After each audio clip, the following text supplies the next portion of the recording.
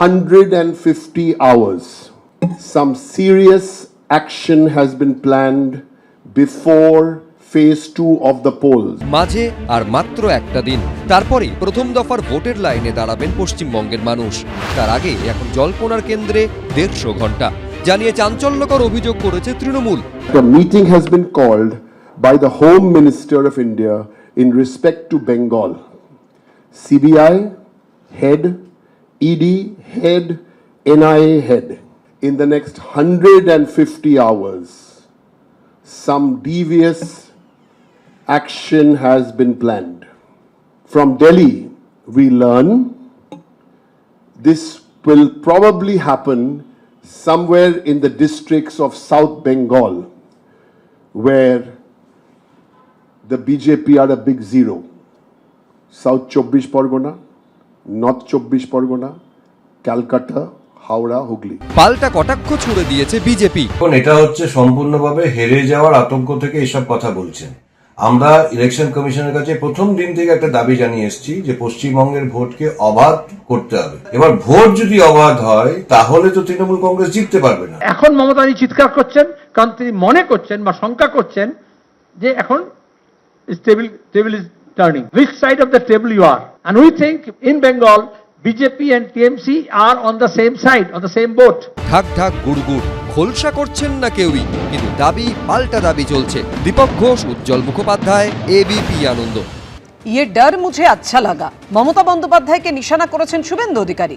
ভবানীপুরের সভা থেকে এভাবেই আক্রমণ শানিয়েছেন বিরোধী দলনেতা। মুখ্যমন্ত্রীর সাম্প্রতিক বক্তব্যে আপনারাও বিচলিত, আমরাও আতঙ্কিত। কি বলছেন নিজেও জানেন। একটা কাজ ওনার হয়েছে, এখন থেকে ডোর টু ডোর ক্যাম্প করছেন। 23 তারিখে ভোটের পর কিভাবে আপনাকে ছোটাতে হয় শুভেন্দু অধিকারী সেটা জানে। এভাবেই আক্রমণ শানালেন শুভেন্দু অধিকারী। এই পশ্চিম বাংলাকে যারা জামাতিদের হাতে ছেড়ে দিতে চায়, মৌলবাদী জঙ্গিদের হাতে তুলে দিতে চায়, তার কারিগর হলেন মমতা বন্দ্যোপাধ্যায়, যিনি এখানে তৃণমূল কংগ্রেসের প্রার্থী। তাকে পরাস্ত করতে আপনারা আমাকে আশীর্বাদ করবেন। মাননীয়ার সাম্প্রতিক বক্তব্যে আপনারাও বিচলিত, আমরাও আতঙ্কিত।